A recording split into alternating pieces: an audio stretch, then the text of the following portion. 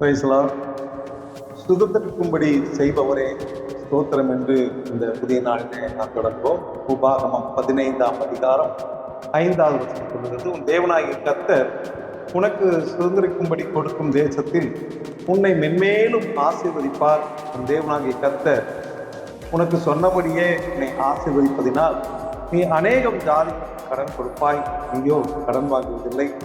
அநேக ஜாதிகளை ஆளுவாய், உன்னையோ அவர்கள் ஆழ்வதில்லை என்ற நல்ல வாக்கு தத்துவத்தை நாம் பார்க்கிறோம். இஸ்ரவேல் புத்திரர் விடுதலையின் பிரமாணத்திற்கு கீழ்ப்படியும் போது அவர்களுக்கு ஆசீர்வாதம் உண்டாகும். மோசே இஸ்ரவேல் புத்திரரை நோக்கி, நான் உனக்கு கற்பிக்கிற எல்லா கற்பனையின்படியையும் நீ செய்யும்படி உன் தேவனாகிய கர்த்தரின் சத்தத்தை கவனமாய் கேட்பாயானால் தேவனாகிய கர்த்தர் உன்னை மென்மேலும் ஆசீர்வதிப்பார்.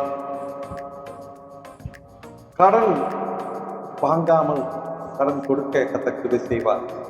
கடன் கொடுத்தவன் 7ஆம் வருஷத்திலே கடன் பட்டவனுக்கு அந்த கடனை தள்ளுபடி பண்ணும் போது கடன் கொடுத்தவனுக்கு பொருளாதார நஷ்டம் உண்டாகும்.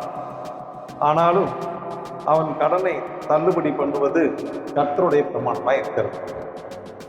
அவன் நஷ்டத்துக்கு கர்த்தர் ஈடு செய்வார்.